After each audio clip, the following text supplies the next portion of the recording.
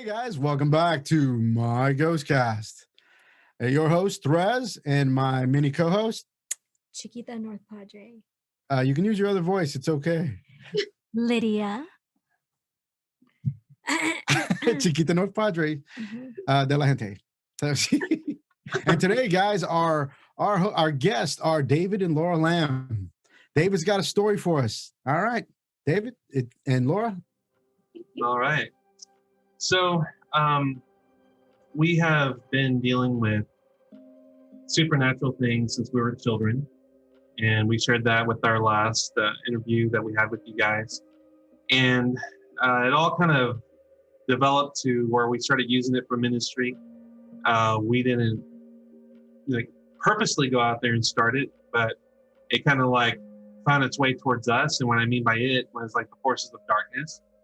We just simply wanted to preach the gospel. We wanted to feed the flock of God and tend to them. And but with that came oppression and everything that the devil wanted to do as far as spiritual attacks. So I began to notice that every time my wife and I would go and try to help someone that had an issue with their home, we were very successful. I mean, we would, the very first place we cleansed, we just walked into the place and the darkness just went away. We saw it literally go away, with our eyes. And we thought, wow, this is a piece of cake. This is amazing. We got this. And people started to hear about us, even in other churches. We visited one church one night and a lady brought her grandchild to us and said, can you pray for her? Because she's being used for occult ceremonies and she's having a lot of issues. And I was really surprised that she came up to us and they said, well, we've heard about you guys. We heard that you guys can cast out demons and things like that. And we need our help for our granddaughter. And so I developed this sense of pride. Unfortunately, I started to think, well, I got this down. There's something, this is not a piece of cake. If I see a demon that's not going to scare me, I'm going to scare it. And I have authority and I'm going to command it to leave in the name of Jesus. And yeah, it better listen to me. I started to develop this pride where in the beginning, I actually was I knew what it was about. I knew that it was God doing this and I gave him all the credit. But as time went on, you start to kind of forget that and you start to think you're a celebrity and all this kind of stuff. So God tested me. And as many places as we cleansed and blessed, the two stories I'm going to tell you tonight were of my failure and how things didn't really work out quite the way I wanted them to. Guys, this is Realtor in the Loop. And you're watching my GhostCast with Realtor in the Loop. So it started with the house that we moved into in 2012. We had moved quite a bit from house to house, rentals. And this house we were going to try to buy. And this house is located in Ingleside, Texas.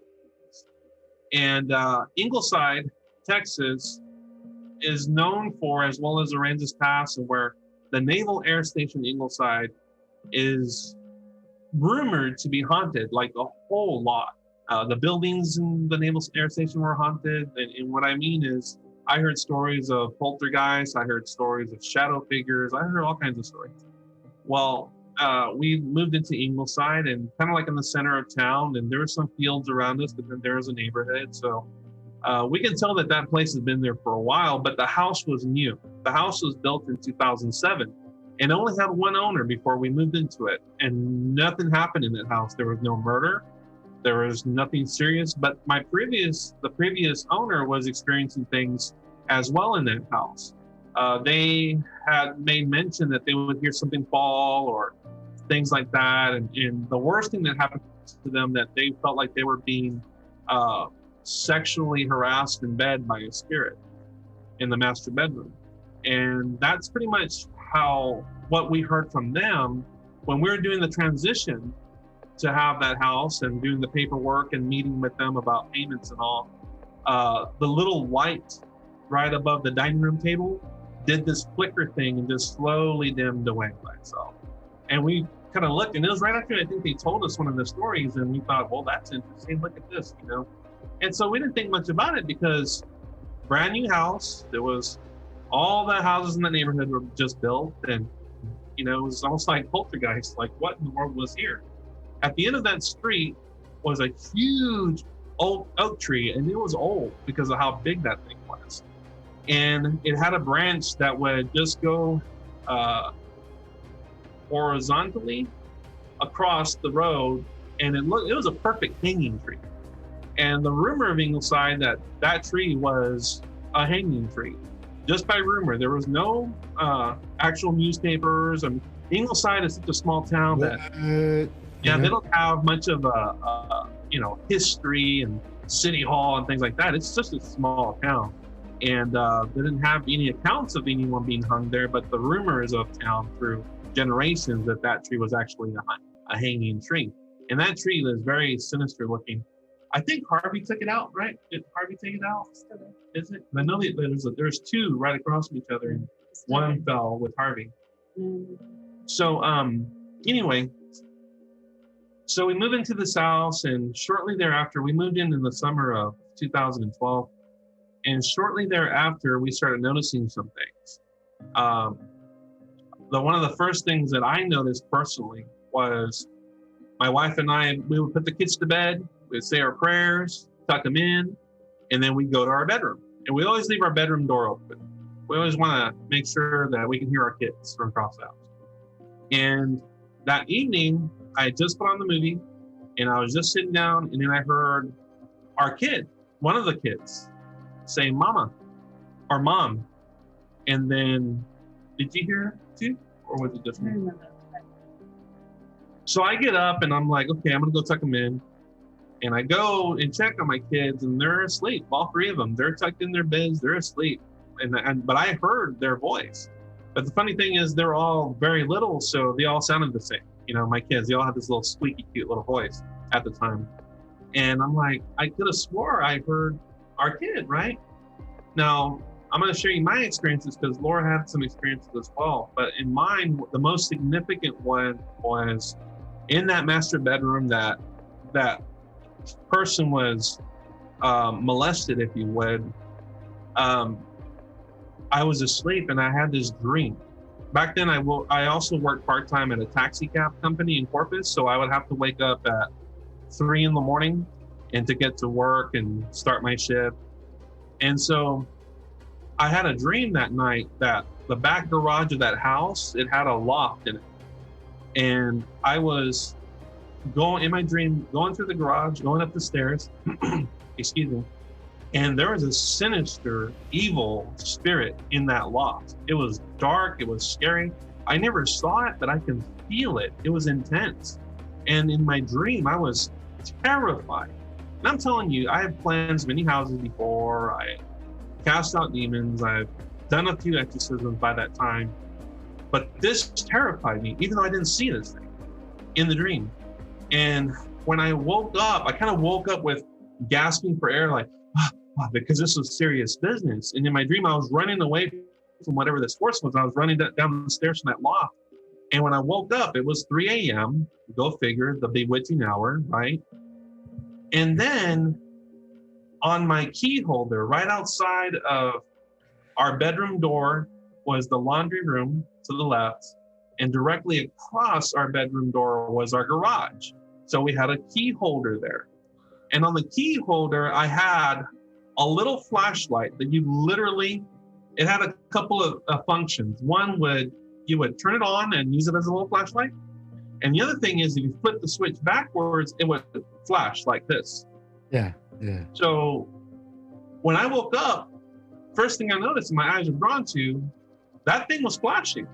What? I was like, why is this thing flashing? It shouldn't be flashing. You literally have to move the black little switch back. And I still had the jitters. Like, I still felt like something was wrong. That dream really made an impression on me. And so I had to get ready. And then when I went to my vehicle, I'm in the parking, our driveway, and looked directly towards the window of the loft because it had a window. And I could just sense that thing was still there, that there was something still up, with that. It was just an ugly feeling. And like I said, I've dealt with stuff before. This is like, hey, this means business kind of thing, Now, you want to share the knot situation? This one is Now can you hear me? Yes. Yeah, now we can hear you. Okay. Okay, so I guess I'm gonna go back and forth and not. Our son was seeing something in his room, and it was a little girl, and she would want him to follow her.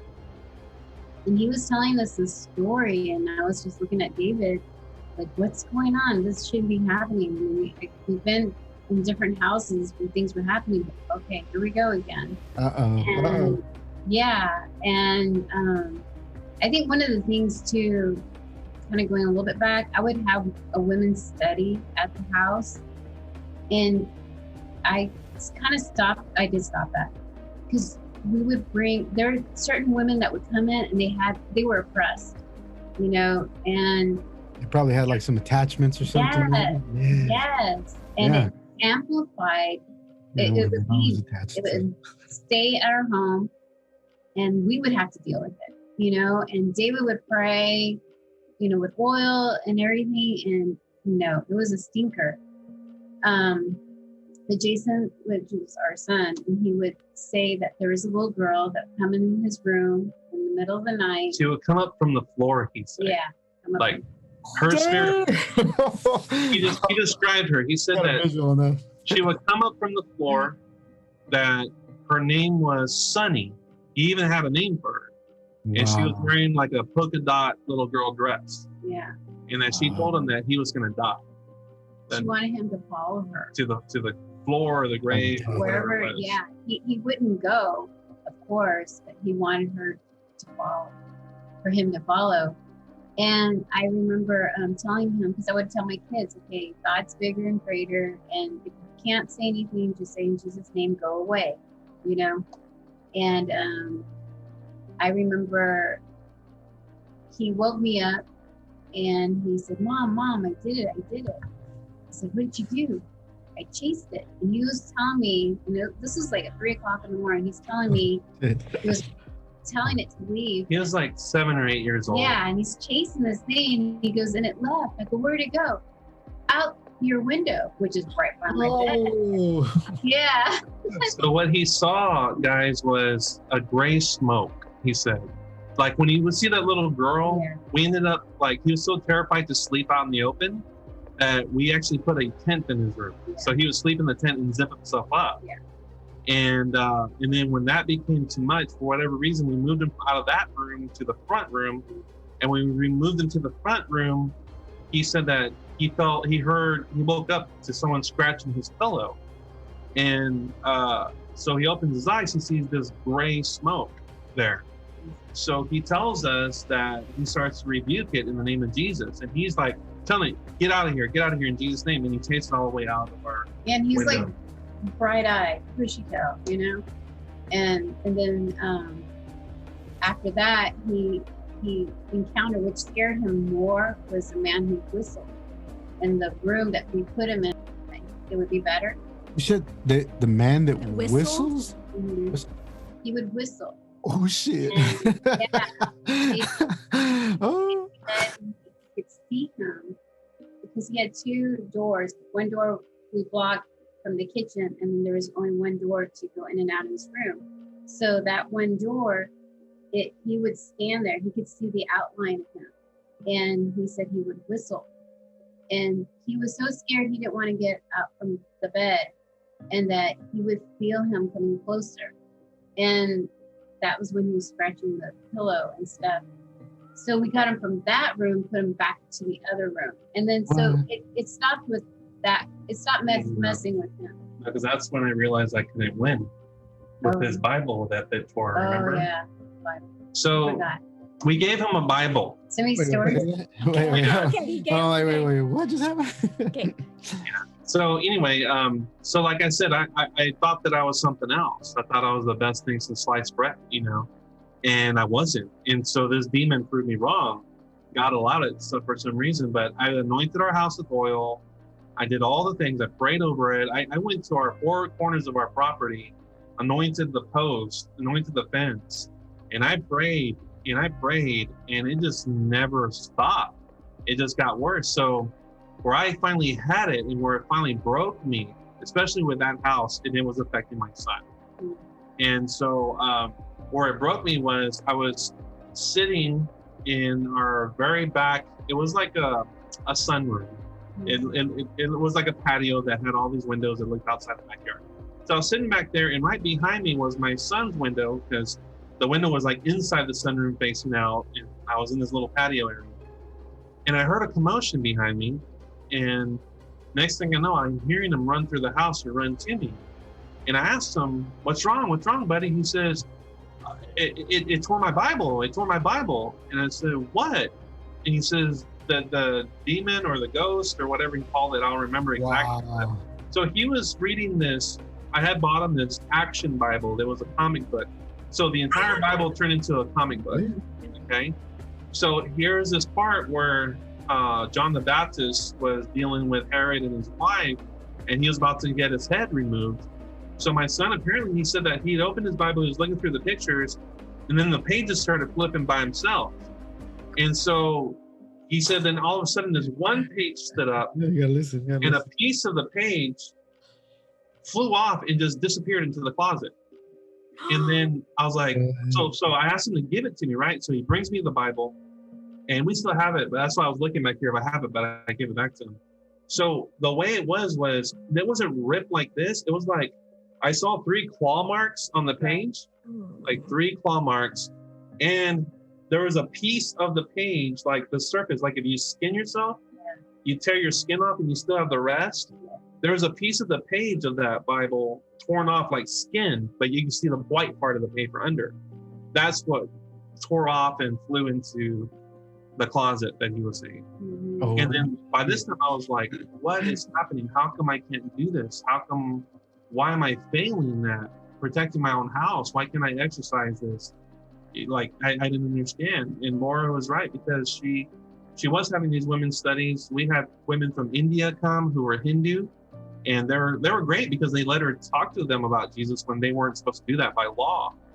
We had them in our house. We had this one lady who was dealing with drugs and full on went crazy with the whole exorcist growling and snarling, and she scared all the women of the poor Bible study, you know. It's like, and so that had to come there and but I think that fed to whatever was happening with that house already.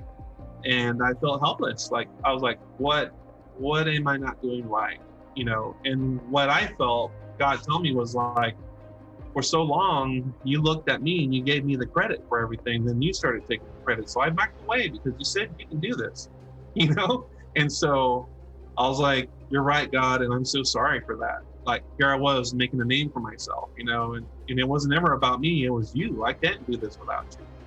And when that finally sunk in my thick skull, then God was able to help me again, because I would give him the credit for all these things that would take place.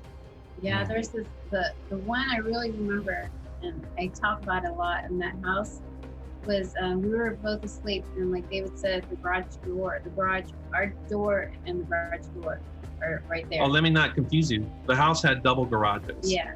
So we had a garage attached to the house, and then there was a garage behind our house with a loft. So that the loft is where I saw the evil spirit in the dream, and then this garage was attached to the house by our bedroom door. So I'm sound asleep, and there's knocking, 3 knocks. It was 3 knocks, right? Mm-hmm. In the garage.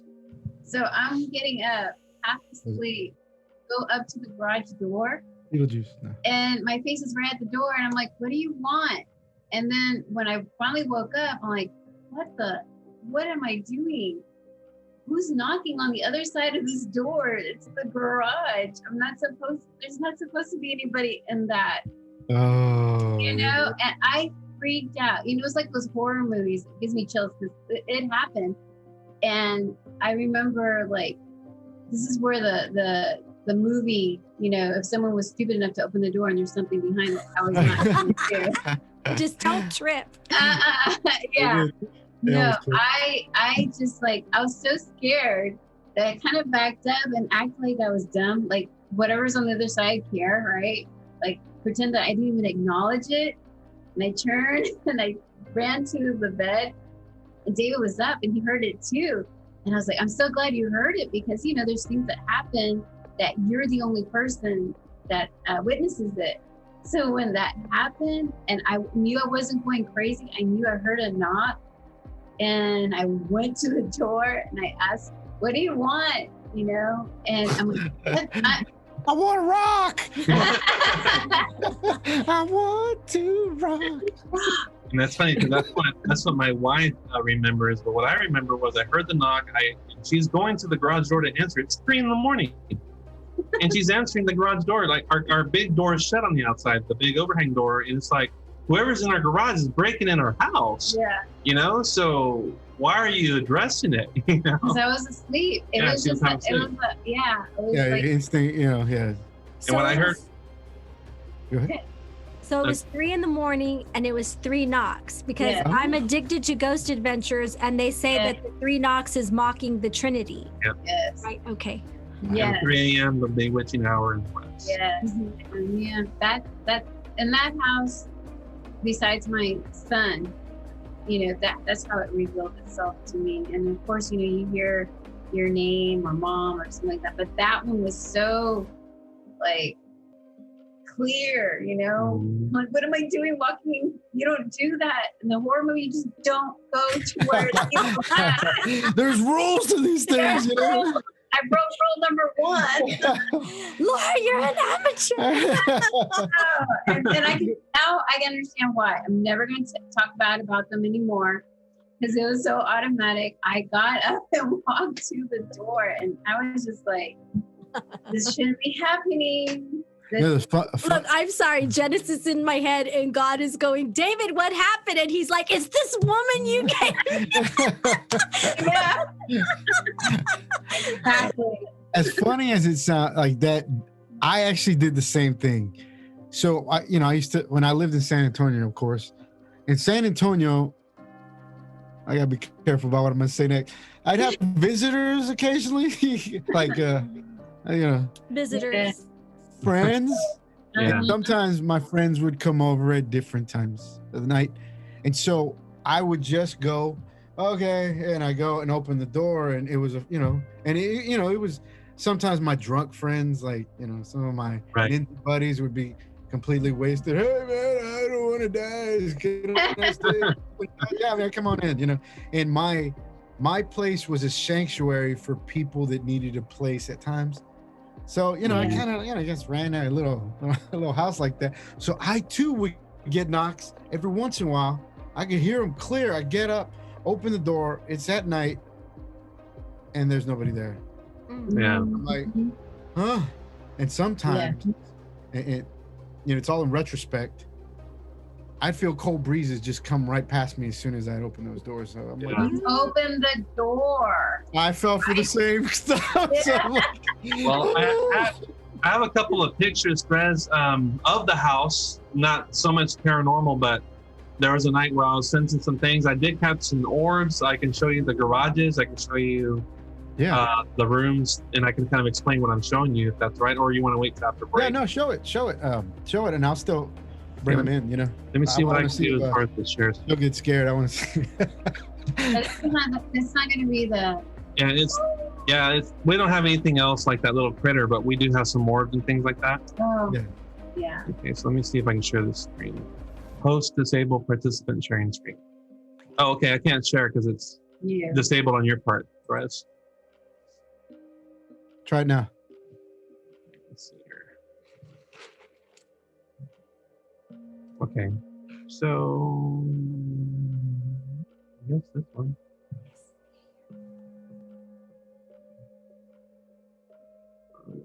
Okay, are you seeing a bunch of little pictures? Yeah. Oh, there's lots of orbs. Ooh.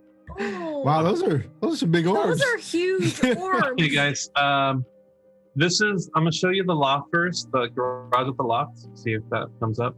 You're not gonna see it. She's well. When If you don't want to see that, then she's covering her ears. Covering my ears and scaring me. What the heck? I don't know why it's taking a little while to load. It's all right. It's internet. She's got really poor internet the here. Orbs. Her internet sucks. We're doing Wi-Fi though, So. Yeah, but it should be. Oh, wait, I think it's going to be coming. Here it goes. If it comes through there, that's the one with the loft. So you see how dark and creepy that looks? Yeah. It's that window up there. That's the detached garage, and that's where I had the dream about. It's pretty dark. Yeah, I always wanted to leave the light on up there. It always seemed like something was out there looking out at you. But then if you leave the light on, you'll actually see it with the shadow of it with the light. I'd rather leave it dark. Either way, right? This is the garage that we heard the knock from, across from our Oh, bedroom. there it is. And look at the top. Do you see the How many top orbs is there? right? There's a little orb there. At the one at the top, there's. Yeah, let's see. Right here. See that? We don't see where your cursor is. Oh, you don't? Take your cursor. Oh, down there? It's on the top, like above the little wooden cabinet. And there's a roll of blue paper towels. Okay, Yeah, okay, yeah. I see it. That's And an then there's orb. That's not a That's reflection. an orb right there. Yeah. You can probably zoom in. I don't think I can zoom in. Yeah, I'll be able to zoom in when. with the So I regular- did catch an orb there. So let me tell you another story, and I have a picture to kind of back it up. This is that, well, real quick, I'm going to show you the back room that I was at when my son was being attacked. And there's a little orb on the floor of this one. Okay, I see that. right by the next post. to the pole. So you see how the brick wall has windows Yeah. left? So my son's window was in the very end of that room by that second ceiling fan, and I heard the commotion. I was sitting on that couch area when he ran around. Oh, yeah. But you see there's a little orb on the bottom already of that room. So I was having another 3 a.m. episode, and I woke up at 3 and sensed that there was something in my bedroom, in that master bedroom. So I grabbed the digital camera, I ran to the living room, turned around and snapped a couple of photos, and this is what I caught. Photo number 1. Look at all the orbs. There, You see that? There, yeah. That's a lot. They were like all following me. Look at this one. It's Having a got party. 1, 2, 3, 4, 5, 6. That one has 2 right next to it. Look, 1, 2, 3, 4, 5, 6. That might be the reflection. Those are 7. Mexican orbs. You can tell it's the weekend. They were like, Oh my gosh. Sorry, that'd be They're weird. like, fiesta. This is the other picture I took of that same. Could have been like, And there's a orb up there as well. And it was a new house, you Yeah, know, 2007. and I was surprised. Now, what I'm going to show you right now, this is our front door coming into the house. And that little door out there in the hallway is a bathroom door. See that at the end of the Okay. hall? Uh-huh. So the story with that is our oldest daughter. She was a teenager, so going through the teenage phase, and this is kind of a funny story. So I told you, bless you, I told you that we would hear our kid's voice, and then our son one time heard us calling him, and he's like, "Did y'all call me?" And we're like, "No." So there was a spirit in there that was using our voices to mess with each other. So our oldest daughter, when she was still living with us, was in that bathroom right there, and she already had like this attitude because she was a natural teenager. And so she heard her mom say her name, and she's like, "What?" And like the spirit ran away. So it's like, Yeah, that's the joke. That's the way she responded. yeah, she's like, "What?" Yeah. She thought it was me. Trying to get back to you guys. I'm sorry. That's all right. That's what happens when we share. Yeah. So you're not supposed to share. We'll be right back. Cool.